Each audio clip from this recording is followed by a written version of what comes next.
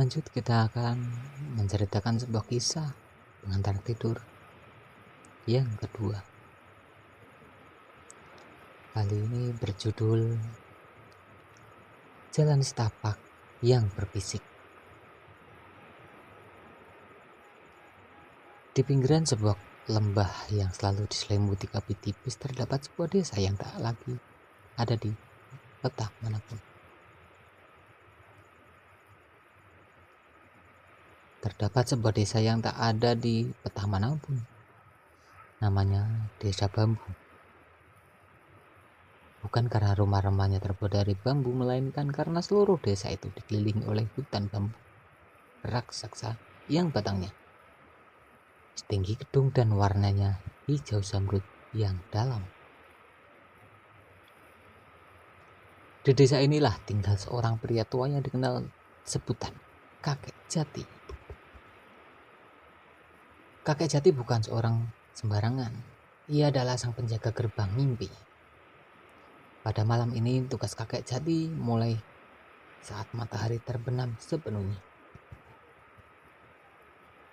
menyisakan semrawut warna jingga dan ungu di ufuk barat. Kakek Jati keluar dari gubuknya yang kecil namun rapi. Ia mengenakan kain sarung tenun yang halus, membawa sebuah tongkat kayu yang di ujungnya tergantung sebuah lampion kertas berwarna kuning temaram. Cahaya lampion itu tidak tajam, melainkan lembut seperti cahaya lilin yang menarik ditiup angin. Setiap kali Kakek Jati melangkah di atas jalan setapak, terdengar suara yang sangat khas, srek, srek, srek. Suara kakinya yang bersentuhan dengan daun-daun kini kering dan rontok di tanah. Suara itu berirama seolah-olah bumi sedang menarik napas panjang dan mengeluarkan perlahan. Angin malam mulai menghembus masuk ke sela-sela rumpun bambu, menciptakan suara musik alami yang disebut warga setempat nyanyian bambu. Letak. Batang-batang bambu yang benar besar itu saling bersentuhan, menghasilkan suara kayu yang saling beradu dengan sangat lembut. Kakek Jati berhenti di sebuah tanjakan kecil. Ia memejamkan matanya, menghirup aroma tanah yang mulai mendingin dan wangi bunga sedap malam yang mulai mereka. Pikirannya tenang, sedang permukaan telaga di tengah hutan baginya. Setiap langkah adalah doa untuk kedamaian. Ia tahu di luar sana banyak orang yang pikiran masih berlarian, masih sibuk dengan urusan hari ini. Maka ia mulai mengetuk tongkat ke tanah. Irama itu adalah tanda bahwa gerbang mimpi telah dibuka. Siapapun yang mendengar suara bambu pada malam hari ini dipersilakan untuk menaruh bebannya di pintu hutan dan bersiap untuk tidur.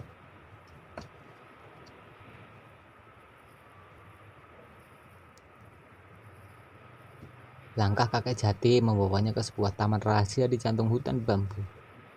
Di sana tumbuh ribuan bunga yang hanya mekar saat malam hari. Bunga-bunga itu memiliki kelopak yang sangat besar, selembut kain sutra premium dengan warna putih mutiara. Kakek Jati menyebutnya bunga nafas. Tugas utamanya malam ini adalah membantu bunga-bunga ini untuk menutup kelopaknya, karena saat bunga-bunga ini tidur, mereka melepaskan aroma relaksasi yang bisa membuat seluruh penghuni desa terlelap. Kakek Jati mendekati satu rumpun bunga. Ia tidak menggunakan tangannya secara kasar. Ia hanya mendekatkan lampionnya, memberikan kehangatan kecil, lalu membisikkan kata-kata yang sangat pelan. Sudah cukup untuk hari ini, wahai kelopak cantik. Saatnya beristirahat. Dengan gerakan yang sangat lambat, kelopak bunga itu mulai melipat dirinya. Bunga itu terdengar seperti suara gesekan bantal yang empuk. Satu demi satu, bunga itu mulai tidur. Dan Kakek Jati bergerak dengan sangat anggun, seolah-olah ia sedang menari dalam gerakan lambat. Ia memperhatikan bagaimana butiran embun mulai terbentuk di atas daun, berkilau seperti kristal kecil yang sebelumnya akhirnya jatuh ke tanah dengan suara tik yang hampir tidak terdengar. Setiap kali bunga tertutup, udara di sekitar menjadi semakin berat. Bukan berat yang menyesakan, melainkan berat yang nyaman, seolah-olah udara itu berubah menjadi selimut gaib yang sangat besar. Kakek Jati berjongkok di depan sebuah aliran air kecil yang jernih. Ia mengambil sedikit air dengan tangannya yang mencerminkan ke udara. Butiran air itu melayang sebentar sebelum perlahan turun kembali. Ia ingin memastikan bahwa ia tidak ada ketenangan di udara. Ia ingin setiap makhluk dari serangan terkecil yang manusia sedang mendengarkan ceritanya. Mereka bahwa dunia sedang menjaga mereka. Di taman ini, waktu tidak lagi bergerak dalam hitungan detik, melainkan dalam hitungan detak jantung yang semakin lama semakin melambat. Setelah taman bunga tertidur, kakek Jati melanjutkan perjalanan menuju sebuah gazebo kayu di pinggir lembah. Di sana ia akan melakukan penyelarasan suara. Ia duduk bersila di atas lantai kayu yang setara sejuk, dikelilingi ribuan jangkrik dan serangga malam mulai bernyanyi, namun nyanyian mereka tidak bising.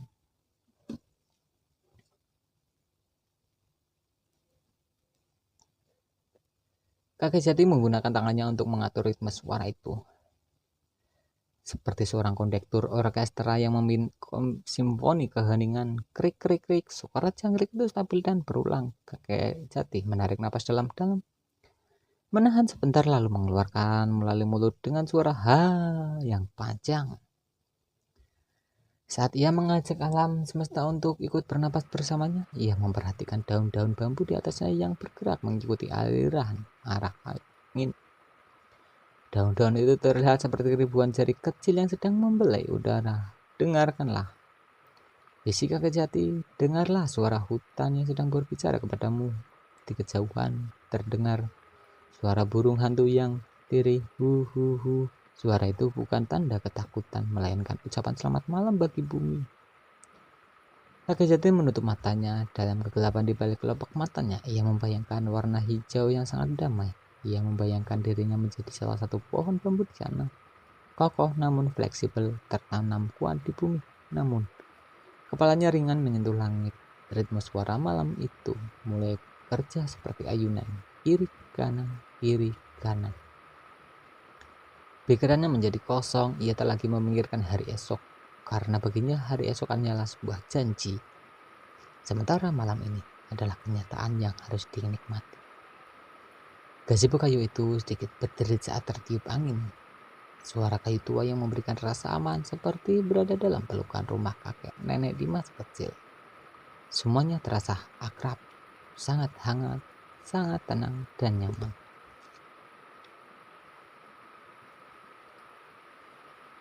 Kakek Jati turun dari gazebo dan mulai berjalan kembali menuju gerbang masuk desa. Kabut mulai turun lebih tebal sekarang. Kabut itu bukan kabut yang dingin menusuk tulang, melainkan kabut yang terasa seperti uap hangat dari teh yang baru saja diseduh. Kabut ini perlahan menyelimuti kakek Jati, lalu naik ke pinggang hingga seluruh hutan bambu terlihat berada di dalam mimpi yang nyata.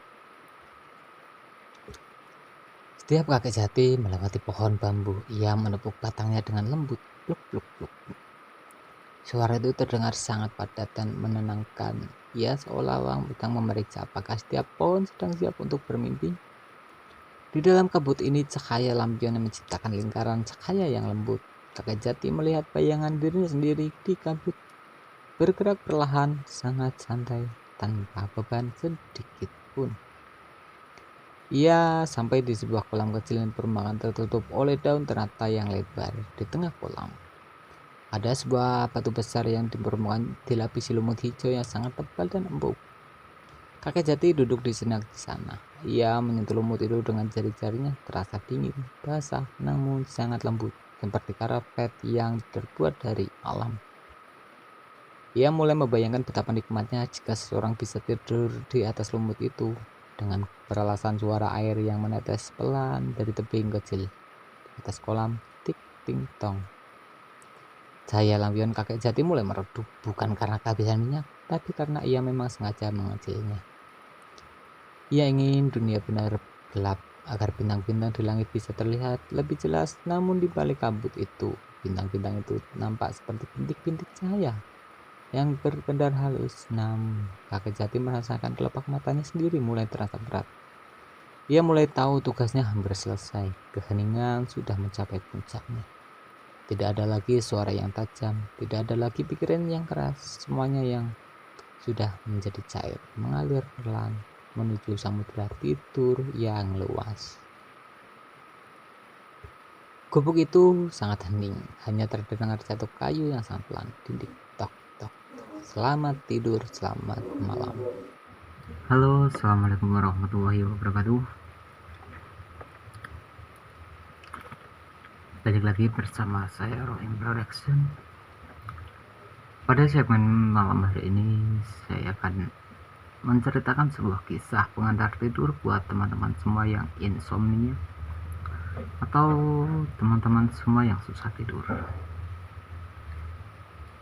Kali ini saya akan membawakan dua buah kisah. Undangan angin di tengah malam. Sudah siapkah untuk mendengarkan cerita ini? Siapa tahu belum? Mari kita bersiap-siap. Langsung saja ke ceritanya. Di sebuah desa kecil di pinggir hutan jati, hiduplah seorang pemuda bernama Satria. Satria adalah tipe orang yang berpikirnya tidak pernah bisa diam. Kepalanya seperti pasar malam, selalu ramai, penuh warna, dan terus berputar. Malam ini, ketika bulan sabit nampak malu-malu di balik awan, Satria duduk di ambang jendela. Angin malam berhembus pelan membawa aroma tanah basah dan melati yang mekar di sudut halaman.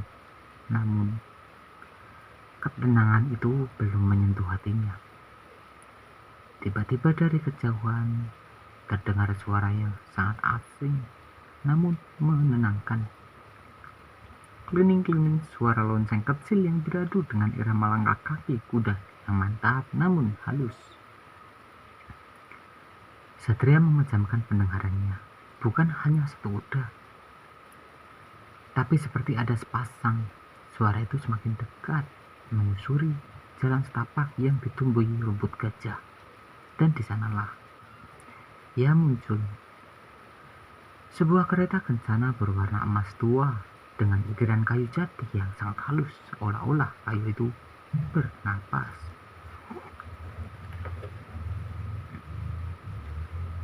Kereta itu tidak memiliki kusir. Pintunya terbuka perlahan, menyingkap tirai bludru berwarna biru tua yang bertabur payet perak. Di atas pintu kereta tertulis tulisan, hanya untuk jiwa yang ingin beristirahat.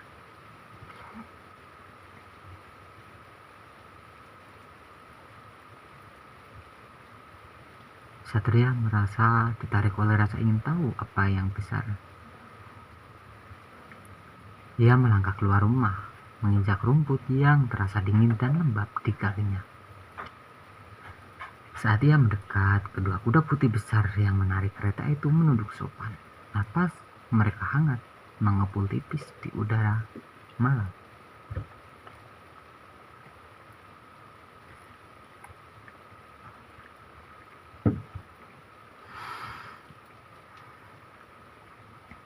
Tanpa ragu, Satria menaiki anak tangga kecil kereta itu di dalamnya. Kursinya sangat empuk, dilapisi kain sutra yang terasa sejuk di kulit. Begitu ia duduk, pintu menutup dengan suara klik yang sangat pelan, hampir seperti bisikan. Kereta mulai bergerak, aneh dan anehnya. Satria tidak merasakan guncangan sama sekali. Kereta itu seolah-olah melayang beberapa inci di atas tanah. Perlahan menuju kota bintang pun segera dimulai.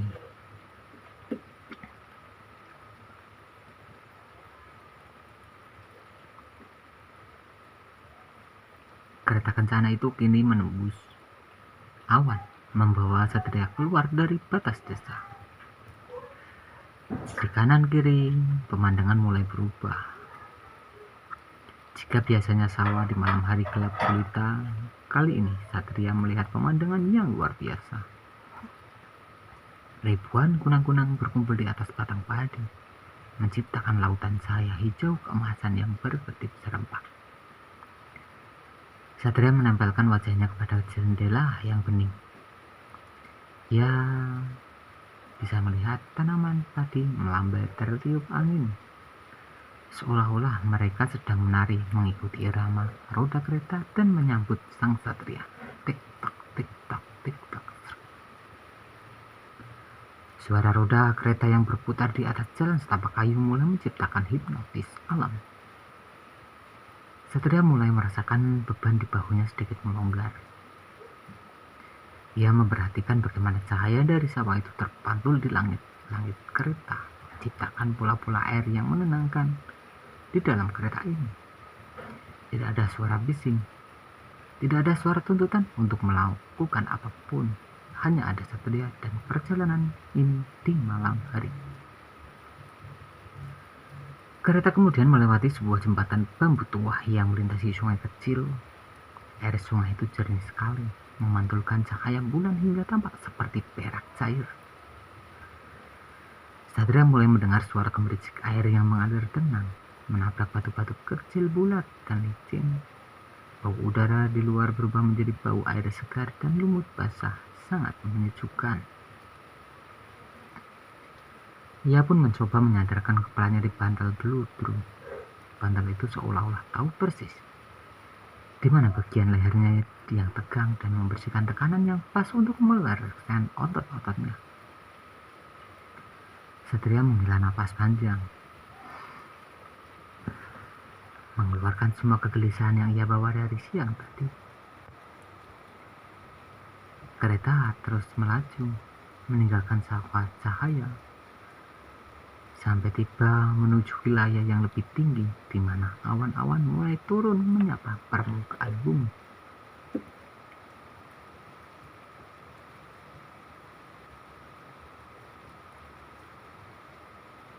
Kini, kereta kencana memasuki sebuah kawasan hutan yang sangat lebat, namun tidak menyeramkan seperti kisah-kisah horor. Pohon-pohon di sini sangat besar dengan batang-batang yang luhur menjulang tinggi ke langit. Awan-awan putih yang tipis menyelinap di antara celah pohon, menciptakan kabut yang lembut seperti kapas. Pada saat jendela sedikit terbuka, masuklah aroma wangi cendana yang kental, bercampur dengan aroma kayu pinus yang sangat segar. Satria merasa kelopak matanya mulai terasa sedikit berat. Ia mulai memperhatikan bagaimana kabut itu menyelimuti roda kereta, membuatnya seolah-olah sedang berjalan di atas air terjun yang tenang di dalam hutan ini.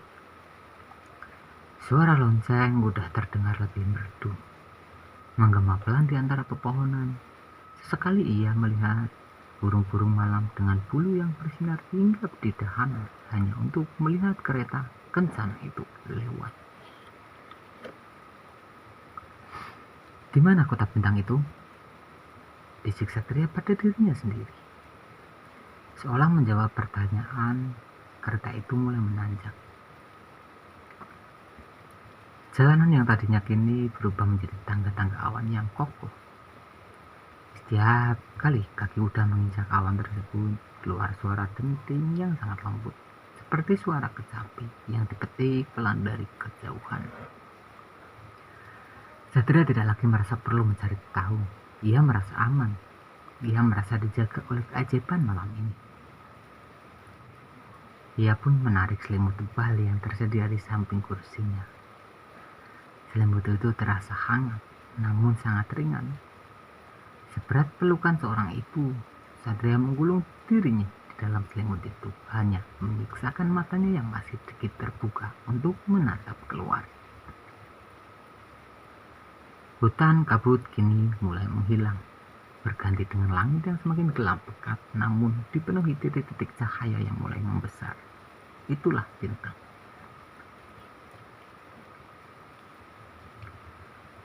Kereta kencana akhirnya mencapai puncak tertinggi.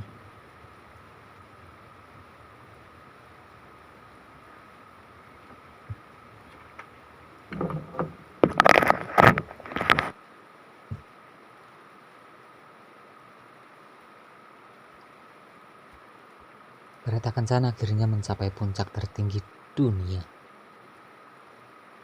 Di depan sana berdiri sebuah pohon gerbang raksasa yang terbuat dari kristal bening. Gerbang itu tidak memiliki penjaga.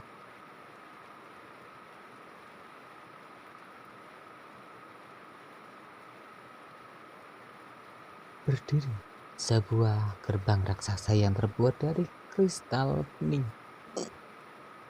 Gerbang tidak memiliki penjaga, namun ia terbuka dengan sendirinya saat mencium aroma ketenangan yang dibawa oleh kereta Satria.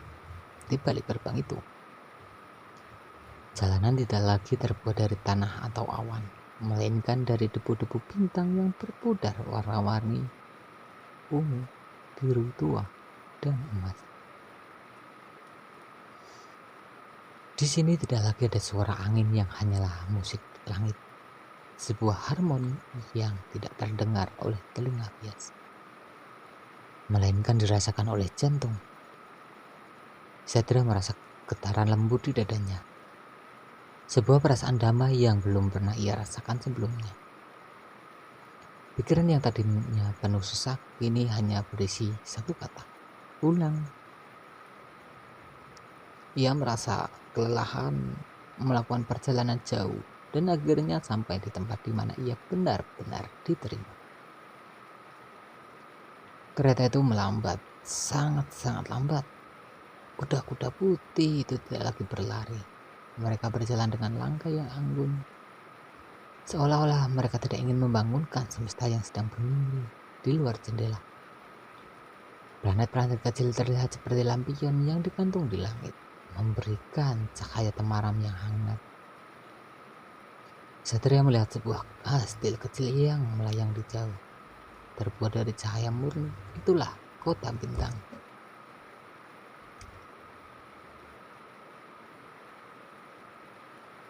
Satria memejamkan matanya sebentar,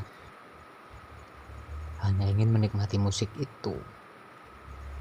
Saat ia memejamkan mata, ia tidak melihat kegelapan, melainkan warna-warna lembut yang menari di balik kelopak matanya. Ia merasa tubuhnya menjadi sangat ringan, seolah-olah ia adalah bagian dari debu bintang itu sendiri. Tidak ada lagi keinginan untuk berbicara, tidak ada lagi keinginan untuk bergerak, hanya diam, untuk diam, dan mendengarkan detak jantungnya sendiri yang kini selaras dengan irama kereta.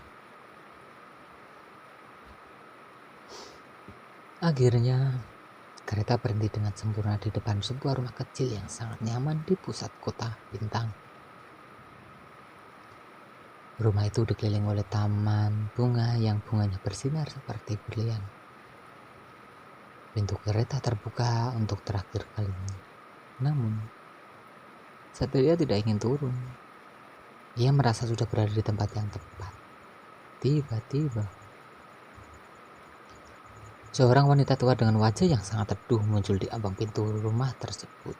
Ia membawa sebuah lentera kecil yang cahayanya tidak menyilaukan, dan ia tidak berkata apa-apa, hanya tersenyum dan memberikan isyarat agar Satria tetap di sana.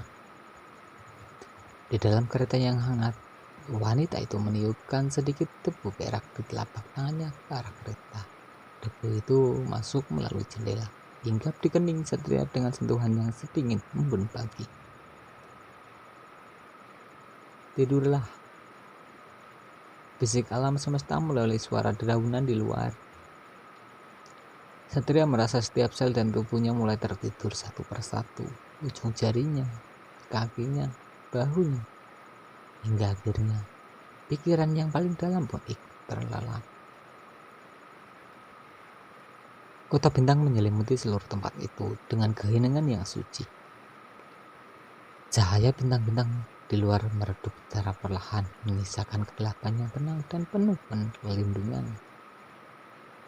Kereta itu kini berubah menjadi tempat tidur yang paling nyaman di seluruh alam semesta, dan Satria tidak lagi bermimpi tentang petualangan karena ia sedang menjalani mimpi yang paling indah.